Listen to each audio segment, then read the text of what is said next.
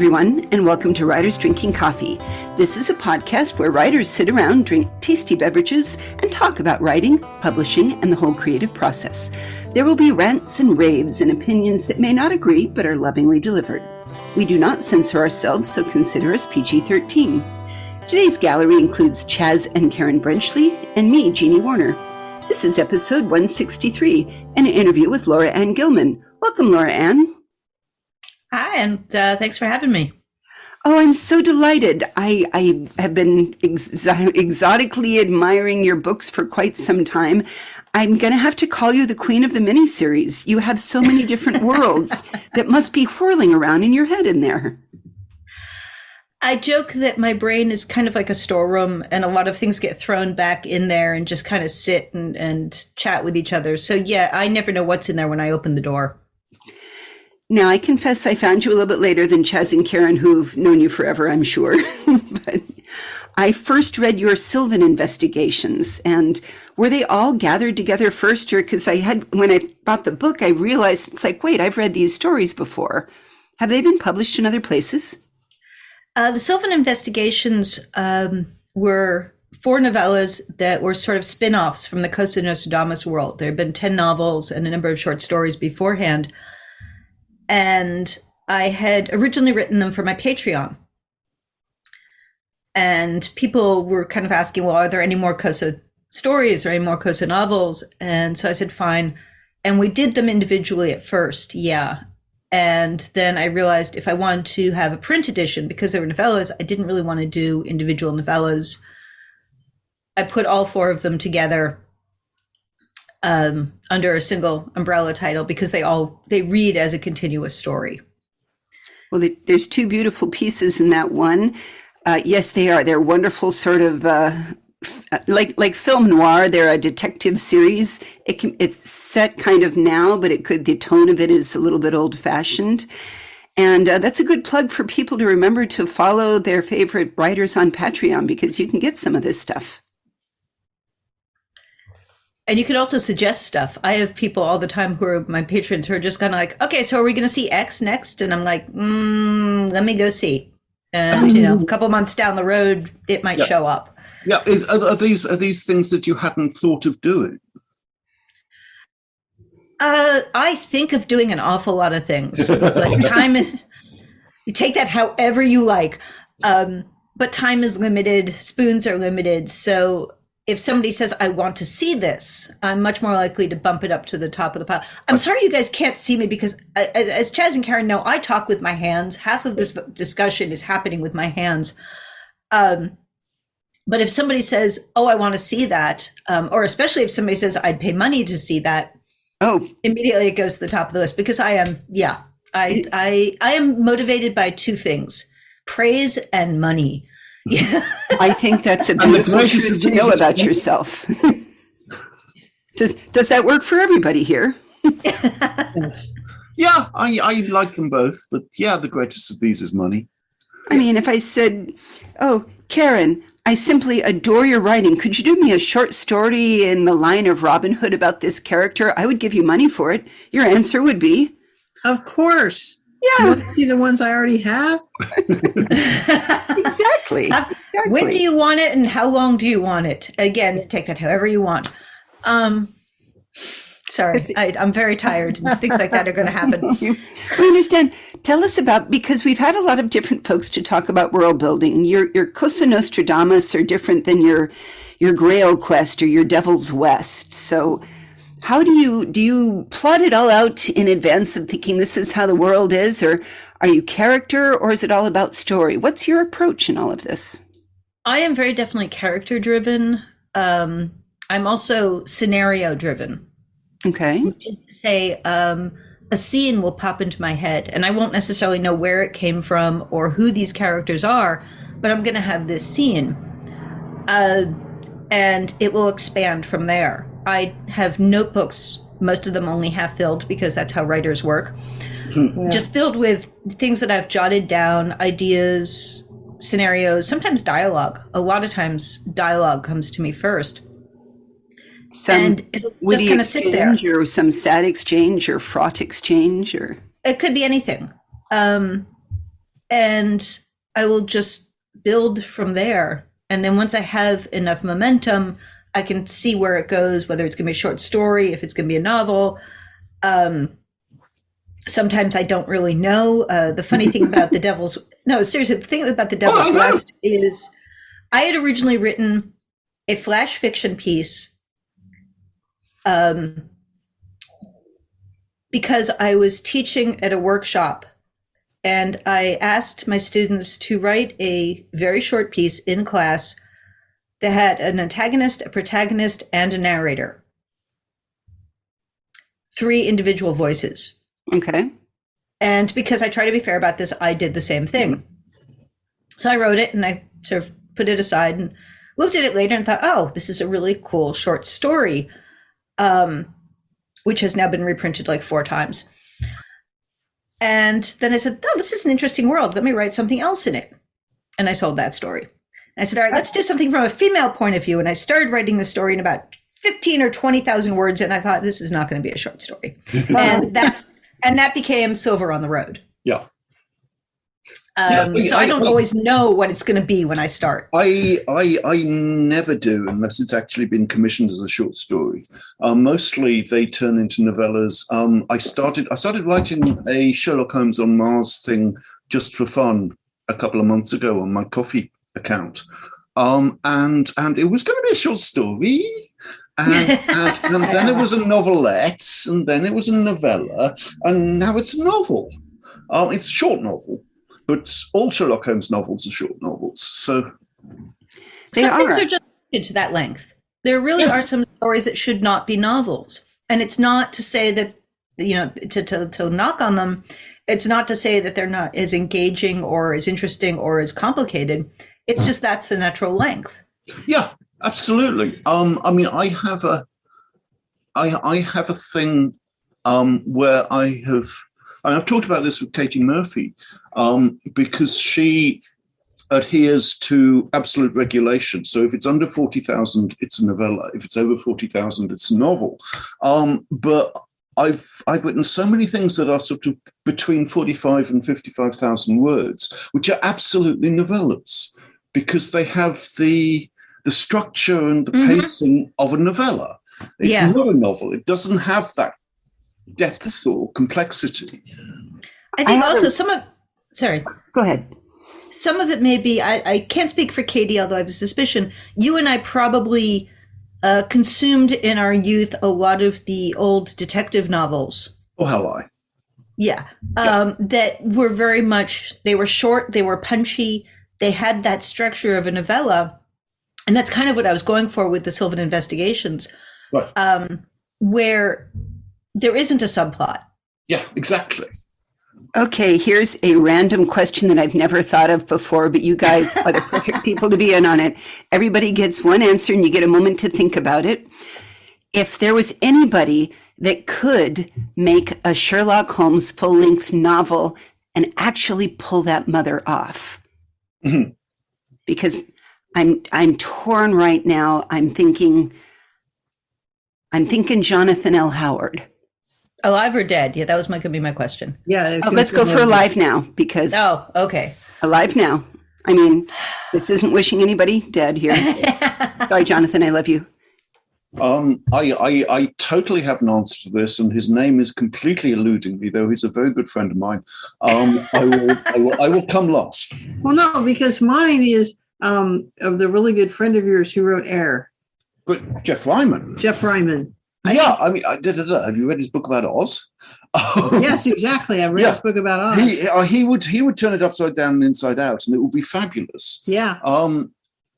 Laura, who you got? Laura Ann, pardon me. Okay, I've got one that is kind of out of left field. Okay. Mm-hmm. Robin McKinley. Oh yes. Oh, I like that. Oh. Yeah, she totally. could do it. And I have remembered my friend's name, so that's good. John Courtney Grimwood. Oh yeah. Oh yeah. Yeah. Although it wouldn't be a novella, it would be. No, that's the point. It would be. If we're talking a full-length novel, I want to go back to it would be this. more than full length. Yeah. I want to go back to this Robin McKinley idea because you yeah. know what I love about that would make her perfect. The thing I'm thinking of a failure is in so many novels, you almost go too deep into the character. I mean, we go with them to the bathroom. They go everywhere with them. Uh, Robin takes you on the emotions and thoughts, but she doesn't give you everything. She gives you enough to just keep you going. So that's an excellent choice. She Yeah. gives you enough to work with, but then you have to Yeah. do some work. Oh, Yeah. tasty. yeah. Yeah. So tell me about, because this in a different times, your newest book coming out shortly, Uncanny Times. Is that likewise a little bit sleuthy? It seems to be from reading the cover. I think pretty much everything I write at heart is probably some kind of mystery. Not intentionally, but as I was just saying, I grew up, my mother adored mysteries. My dad read mysteries. That was the first thing I read even before I found science fiction and fantasy. Yeah. And I love the structure. I should preface this by saying that I tend to think of fantasy as a style and mystery as a structure. So the two go really well together. I can see that. Yeah. Romance and mystery are structure. Fantasy, horror, those are forms. So you can mix and match. Yeah. Doug Winter once said, horror isn't a genre, it's an emotion. Mm-hmm. And I like to work with that. Yeah. But Uncanny Times there is a mystery at the heart of it, but the mystery is so integrated into the fantastical. People are calling it a supernatural detective novel. It's not really accurate, certainly not the way that Sylvan Investigations or any of the Coast of Nostradamus books are. It is historical fantasy. And I joke, and it's not really a joke, that this book came out of me spending 15 years yelling at the TV screen while I was watching Supernatural, saying, that is terrible world building. Why are you doing that? Oh my God. I mean, I love the show. I watched it for 15 seasons, but I would constantly be yelling at them like, no, don't, no, bad writers. Yes, I agree. So I finally said to myself, okay, Gilman, how would you do it then if you're going to, shoot off your mouth? Well, when you talk about it, the first thing is it's Rosemary and Aaron Harker. Any relation? Yes. Probably not. Okay. They're immigrants, so the names get changed.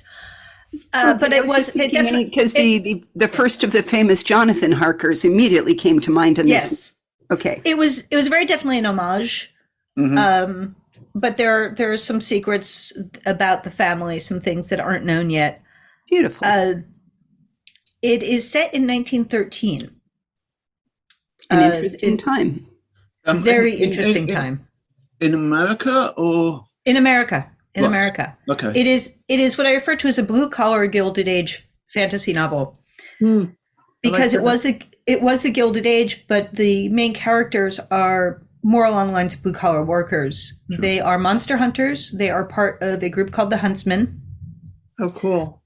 Who basically are, I'm trying to think how much to say without spilling. A lot of the reviews have already spilled massive amounts of spoilers, so I shouldn't worry too much about it. But Huntsmen are, it's a family job, family line. Pretty much all of them are descendant from families that had fey blood in them. Oh. So they basically stand between the uncanny world, which is all the supernatural, and the human mortal world. They're just the human world because there are mortal uncannies. And generally, they're basically the peacekeepers in a lot of ways, except where if an uncanny becomes a danger, they go in and take care of it, however they take care of it, which usually involves knives or guns. So why I was going to say, why 1913? Is this, that was women's suffrage that year, wasn't it? And there was so much going on worldwide, but American history. I wanted to set it pre-World War I. Right. Because this is a time where technology, it was really in many ways the start of a modern age, not the modern age, but a modern age, where technology and science was starting to be standardized and standard. but there was still a lot of superstitions. There was a lot of ignorance. And it was just a really interesting time to be playing with supernatural elements without having to go into any kind of medieval feel. Yeah. But I also loved it because society was in such chaos at that time, but they didn't know it. There was uncertainty. There was this growing sense of unease, even among people who didn't know what was going on. This was a time of massive strike breaking, of suffrage, violence, all of this stuff going on underneath the surface that we know of as the Gilded Age. The dark underbelly of the Gilded Age. Yes, very much so. And it was fascinating. And there was also huge waves of immigration happening. And one of the things I wanted in this world is that it's not a type of supernatural. We're not dealing with werewolves. We're not dealing with chupacabra. We're dealing with all of it. Yep. Basically, it's everything that was native to the area and everything the immigrants brought with them. Yeah. Yes, excellent. But I mean, you said this in 1913 for one, among other reasons, because you wanted it. You wanted to pre-World War One. Mm-hmm. That's 1 year pre-World War One. I happen to know that you're working on the second Huntsman novel as we speak, and hopefully there will be more in the future. So you're going to have to deal with the war, aren't you? Yes, very much. I've actually started in there are references in the first book, and I actually just sold a short story set in the world. I sold it to Sunday Morning Transport. Oh, lovely! That is different characters. Yeah, but there are references in the first book to huntsmen who have been sent to Europe to help because the uncanny there are getting restless. Right. Okay. And that will continue. This is going to be very much, it's a US set series, but it is aware of the fact that all of these things are going on. The story I sold actually takes place in Eastern Europe, where we have some huntsmen who are on a hunt and are having to deal with there's a line in the story about not everything hunting them is uncanny. Mm-hmm. So they're very much aware of the fact that there's a lot of military stuff happening around them that they're trying to stay out of. Yeah. But Also, it's definitely not a subplot, but a shadow running through the stories. A thread running underneath. Yeah. Mm-hmm. So that's really cool. Do you think the Huntsman would ever go someplace like Australia or into Africa? That would be cool. Yes, it would be absolutely cool. My methodology is to put my boots on the ground as often as possible before I write about something. And since I haven't been to either of those continents, I would have to be able to swing a trip there. Yeah. I would if anybody wants to love take sponsor you all this, over Australia because we would have the best time. And you've got to see Sydney below. It makes everything that Gaiman wrote about real. yeah. But yeah, when I was writing The Devil's West, I literally was traipsing all over the Midwest. I spent more time in Kansas than I ever thought I would, which is not that I ever thought I was going to spend time in Kansas. I have to say, though, if anybody's listening, Kansas is an absolutely gorgeous state. I will hear no bad mouthing of Kansas, the place. It's Some of flat. the people I ran into, okay, but they're everywhere. But the grasslands and all of that is one of the most gorgeous places I've ever been. It's Nice. flat. It's flat. It's It's not all flat. It's not flat. It's not flat. It's rolling plains, which is a very different thing. And also some of the most amazing, I'm blanking on the word, but there's a place you can go to. And I actually, of course, because I always do, I wrote a story about it, where there are some monoliths standing. Oh, That really? where you're standing was the bottom of an ocean. Okay. And there are these massive stones remaining Right. of what had once been a canyon. And it is one of the most terrifying places I've ever been. The whales put them there, you know. we've got to go. I had no idea. Well, see, I normally see Kansas after coming out of the Rocky Mountains. And so they're one of the first places that we would go because my mom's childhood best friend lived there. So we would go out of the Rocky Mountains to Kansas. And I'm sorry, it's still even, I want to go see the monoliths so desperately now, but it's I love it's not mountainous. It is definitely not mountainous, especially if you're coming down off them. But I mean, I've seen flat. I grew up on the East Coast. I've been to Long Island. Sorry, Long Island. I just want to say thanks about one other thing, that there has been this time in America, this 1900 to, let's just say, World War I feel it hasn't really properly been looked at. We kind of stopped celebrating everything Civil War, and for a lot of, especially science fiction and fantasy set in those times, there isn't a lot. So dare we hope this might be a trend? It would be nice because it's a fascinating time.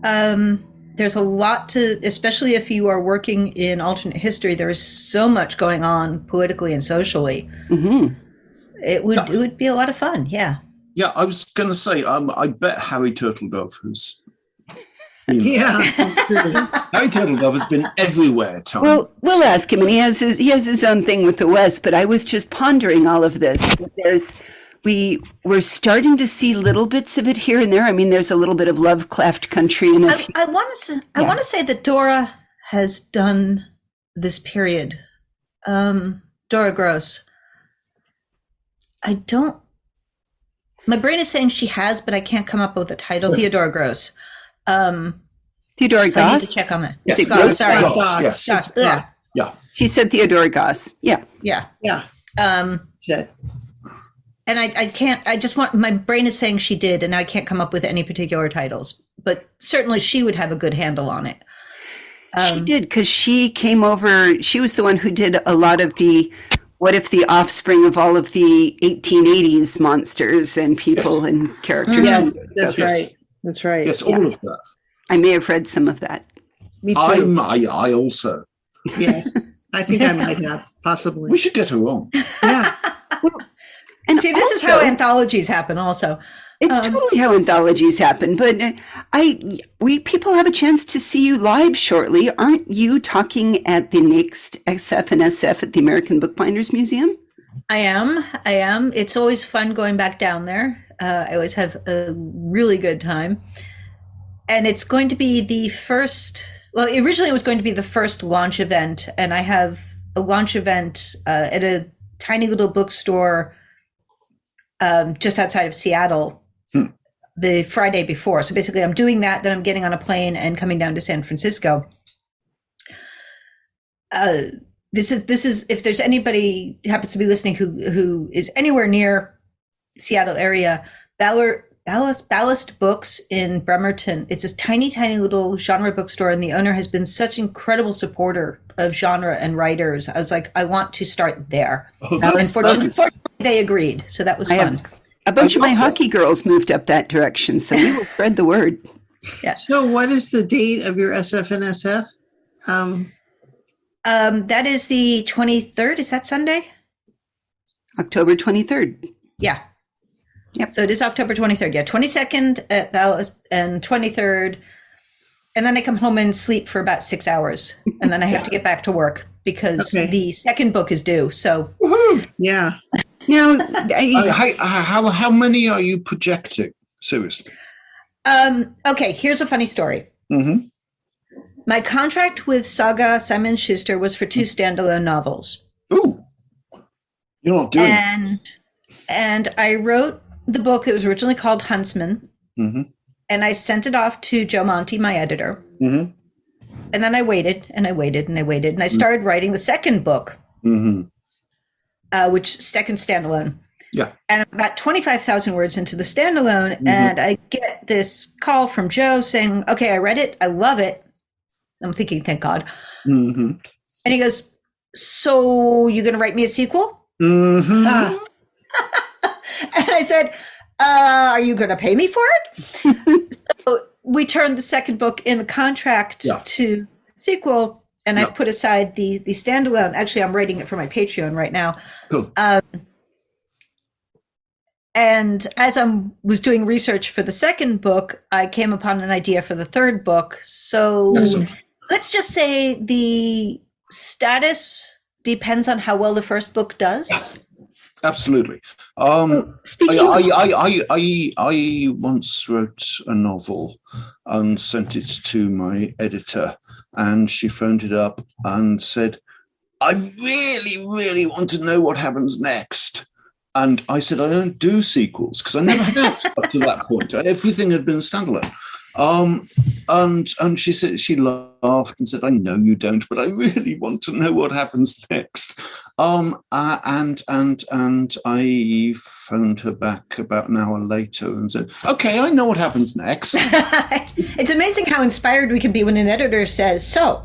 money and appreciation, right? Absolutely. Exactly. So which Yes. is this? I want to ask a question, though, because you accidentally dropped something that I saw online or somewhere about it takes a village to raise a book. We've talked to editors before. Tell us about your editor and publicist and what it takes to make a book really work and sell well for you. Oh man. Okay. I've worked with Joe Monti now. I've basically worked with 3 editors in my career. We won't talk about the mystery side where there were 4 books and 5 editors because that was a clusterduck. The first editor I worked with, Mary Therese Hesse at Luna Harlequin, I was with her for 12, 13, 14, 15 books. Wow. If we include the paranormal romance novellas. Of course we did. And she was marvelous and really just gushed about my writing so much that I wanted to make her happy. And, you know, it was a good relationship. The past 3-4 books now, I've been working with Joe Monti at Saga. And Joe has this ability of, I get the revision letter. He takes his time. And anybody who's worked with Joe is laughing because yes, he takes his time. But I get these revision letters and I read them and it makes me so angry and so insulted. And then I go, oh, son of a bitch. Yeah. Okay, fine. But I'm going to do it better than what you suggested. And I know he does this deliberately. He knows exactly what buttons to push. In that he's right when he says, okay, this didn't quite work or this worked. Can we have more of this? And then he'll suggest something, knowing full well that he's a really good editor, but he's not a writer. He's not the storyteller. So he's going to make me think I can come up with a better solution than that. And it's a fun, it's frustrating, but it's also kind of a fun way to work. It's a good collaboration for me. It probably wouldn't work for everybody, but for me, it works really well. So that's, as I said, we've done the Devil's West books and now this, and I think we've kind of got it down to a system now. So I just kind of wait for the editorial letter to kick me in the ass and get me back to work. Yeah. And actually, I have to say also, when it comes to needing a village, the art department has to come into this. I got incredibly fortunate with Uncanny Times. The cover is one of the most gorgeous covers I've ever had. It really is. It's just beautiful. And what's funny is they sent me originally a mock-up for the cover, and I looked at it and I went, this is an absolutely gorgeous cover, and it's completely for a different book. It doesn't work for this book at all. And a lot of times publishers have been like, well, tough, this is the cover we put together. Well, I got an email back saying, okay, well, these are some of the other things we were considering. And they sent me 12 different mock-ups. This is the advantage of the digital age. It used to be they had a painting made and that was it. You were stuck with it. They sent me like 12 different digital versions. And I looked at all of them. Anything to see those. Are we allowed to? Can you share them? Because I'd have to ask. Because they may have reused them for other people and I don't want to tread on toes. Yeah. And I said, okay, this one, I love this, and this about it. And this one, I love this. Can we take those elements and put them together? And they did. Ooh. And I love this cover beyond all belief. And other people seem to also, because every time I show it, they're just like, oh my God, that's gorgeous. I'm like, It has that particular shade of green that's just beyond the, oh, okay, that's almost the color of the sky when the tornadoes start. Yes, yes, very much. Yeah. And hi, Cass. Sorry, it's a podcast now. The cat has shown up. Of course. So you may hear him purring. He has a very loud purr. So I have to give a shout out to the art department. They were amazing. And the production, I've seen the finished book. Production is gorgeous. These are things that make me happy, because I've had some bad experiences with covers and production values before. And then I chatted a few times with different publicists, but you mentioned you really love yours. What all does a publicist do for you? That's a loaded question. You ask any writer. I know. Not enough, too much. far too often the answer is publicist. What's a publicist? It's not malice on the part of the publisher. It's simply that they only have so many people in the department. Yeah, they only have so many people in the department, and there's only so many hours in the day, and everybody in publishing is already overworked. But at the very start of this process, when we actually start thinking about, okay, this is publication date, this is where we're going, I started getting emails from Lucy Nayland at Simon & Schuster. And I was like, oh, okay, a publicist. Okay, this is nice. And I figured I'd get a couple of emails from her and that would be it. No, she's been a go-getter. She not only will suggest things and come up with things, she was sending the book out. She was making sure that the galleys went out. She was following up. As the book comes closer and closer to publication, I'm getting emails from her saying, okay, this review just came in and this is going to be running at this date. And I'm just like, oh my God, I love this woman. She's never allowed to leave. I will chain her to her desk if need be. Apparently I'm not the only person who thinks she's marvelous because she just got a promotion. So I'm very, very proud of her. I wonder if it's just, hopefully she will stay. Is it skills of attention to detail and project management then? I mean, somewhere out there, somebody has to say they want to be a publicist. Usually what happens is somebody says they want to be a publicist. What they mean is they want to go into advertising or they want to work in TV or something like that. And publishing is the entry level job. So we train them up and then they go on to places that actually pay real money. Well, wasn't that gal from Sex and the City? She was a famous publicist for people. Yeah, they start their own firms. Right. Publishing, sadly, does not pay anybody well, even the CEOs by relative standards. But generally, if you can find somebody who, like editors, are in it because they love the book business and they love books, you hold on to them for as long as you can and hope that nobody steals them away. Yeah, excellent. So you're working on this sequel for that. What advice would you give to somebody now that you've been doing this for maybe a couple of years? You're like 25, right? So. Oh, I wish. What have you learned that if you could distill it down and say, I wish somebody had told me this earlier, what would it be? Oh, it's tough for me because I grew up in a publishing family and that my mother was a writer. My uncle, her brother was an editor, New York editor for decades. So I knew going in, I was kind of forewarned. But I think the information that I would give somebody, this is a absolutely fabulous way to spend your life and a terrible way to make a living, and never and accept that, embrace it, wallow in that reality because you have choices to make. Yeah. And once you make that choice, you can't second guess yourself. You can change your mind. At any point you can leave and you can come back. The door does not shut and lock and you can never come back. But you still have to put your whole heart and soul into making a choice. And be pragmatic about it. I think if I were going to tell anybody advice, it would say be pragmatic about any career in the arts. Yeah. Because you have to plan for the inevitable excuse me, Max, get your nose out of there. Thank you. Sorry, the dog just showed up. But yeah, pragmatism is essential to the creative. I think, because we can get a little carried away in our own worlds and in our dreams and what we hope that this next project, so it's always about this next project may be the one that is it, capital I, capital T. Right. And at the same time, you have to be aware of the fact that, yeah, until that time, you still have to pay the bills and you still have to interact with other human beings. And Allegedly. you still have to, allegedly, and you still have to remember to make your doctor's appointments, all of these things that are day-to-day stuff. And you have to pay for all this stuff. Yeah. It's very, very hard to write a book while you're living under a bridge.